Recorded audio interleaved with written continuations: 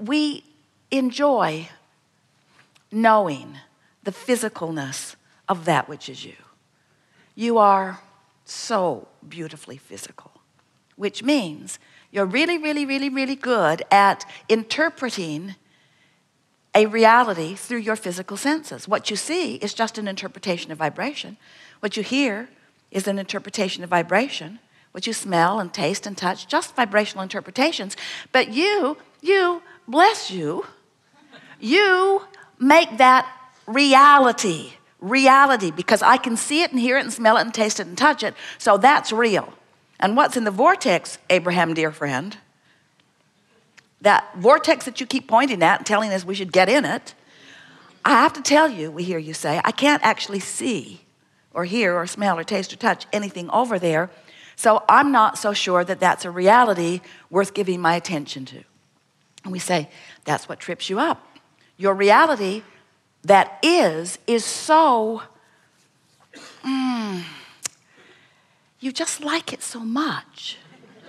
It calls you because you can see it and hear it and smell it and taste and touch it. So you want to see it and look at it and taste it and touch it and hear it. You want to give it your undivided attention. And we say, if you give your problem your undivided attention, you hold yourself apart from being a cooperative component to the solution.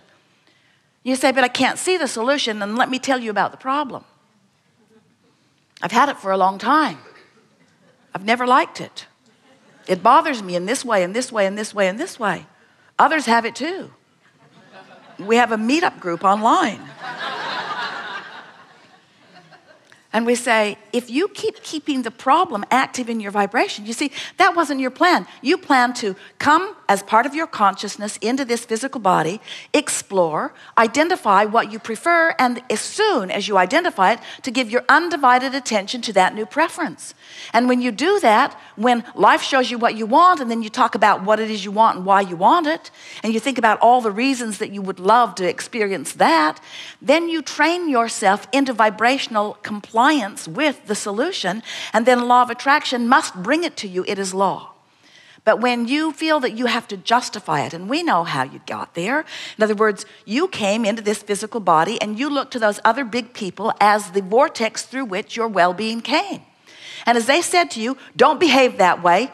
You must cater to me. You must please me. And whether they said it right out loud or not, and plenty of them did, you caught on pretty quick that you needed to do things that would make you friendly in the community in which you were living. And so you began one who pleased those around you. When they frowned, you did something different. You always, not always, but especially in the beginning, you were trying to evoke a pleasing response from those who were outside of you, even those who were well-meaning, like your parents and those up close to you.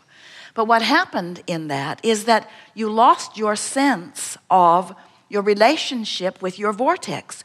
You lost your sense of your relationship with this larger part of you who has just now become more as a result of what you have been living. Are you following us at all? You were source energy before you came into this body. You came into this body where you now avidly explore details all day, every day. And when you know what you don't want, you know what you do want, and you send off that rocket, and the larger part of you becomes the equivalent of what you do want. So you, in your exploration of the variety, caused yourself vibrationally, the eternal part of you, the forever part of you, you caused that part of you to expand, to become more.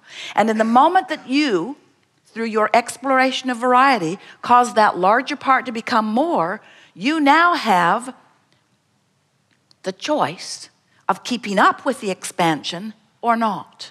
When you keep up with the expansion, you feel happy, you feel sure, you feel frisky, you feel robust, you feel clear-minded, you feel healthy, you feel vital and alive, you feel full of fun, you have good timing. In other words, when you keep up with who you are, you feel wonderful. But if you are like so many humans who are exploring and launching rockets and exploring and launching rockets and exploring and launching rockets, but instead of turning to the solutions and anticipating the solutions or even hoping for the solutions, you're justifying the need for the solution by defining in greater detail the problem, then you've been letting the problem train your vibrational frequency. And we want, in this gathering, to show you how to let the vortex train your frequency, because it can. It wants to. It's calling you constantly. In fact, do you ever have negative emotion? If you ever have negative emotion, that means your vortex, your inner being is calling you. You're just not going, not right now. You're holding out. You're focused upon something that makes you vibrationally resistant to the vortex that is calling you. It's sort of like you've got your feet dug in. You're sort of hanging on to where you are. And even though the vortex is calling you, you're not going. And the only reason you're not going is because you've got something active in your vibration that we call resistance that keeps you from being a match to the vortex who is calling you.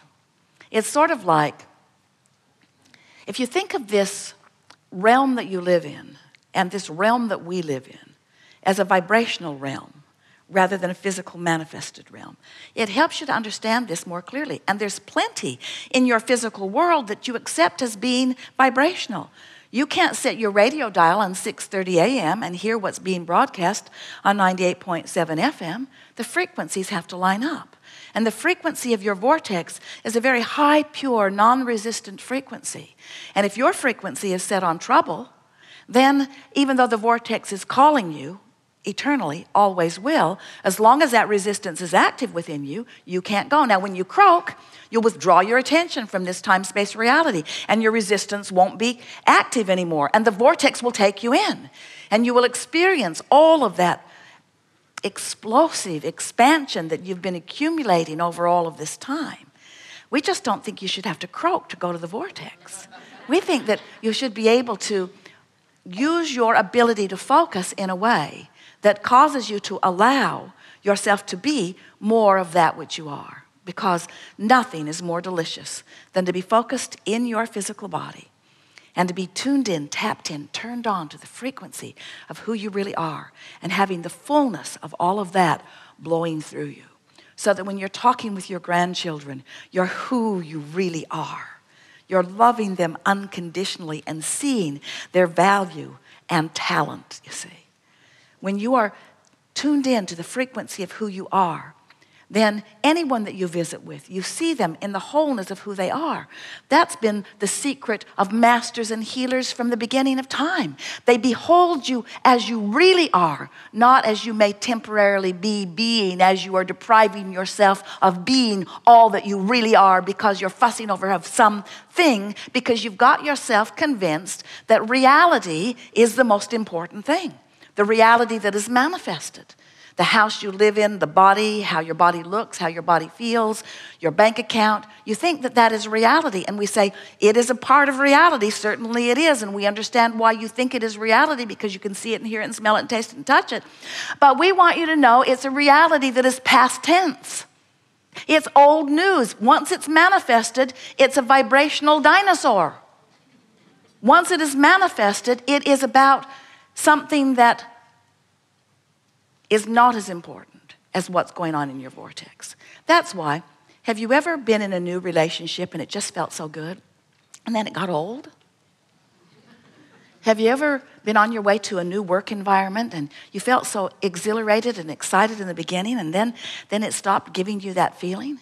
As we watch you, and we've watched all of you, as we see humans in their fantastic exploration and expansion, we notice that the majority of the creation that you do as you create your empires and your relationships and the structures of your life, whether it is personal relationships or global relationships, whether it is monetary empires, whether it is subjects of understanding the philosophy of the world, as you are building these magnificent physical structures and creations, the majority of your work happens before you gather the first board or the first brick or the first computer or the first computer programmer.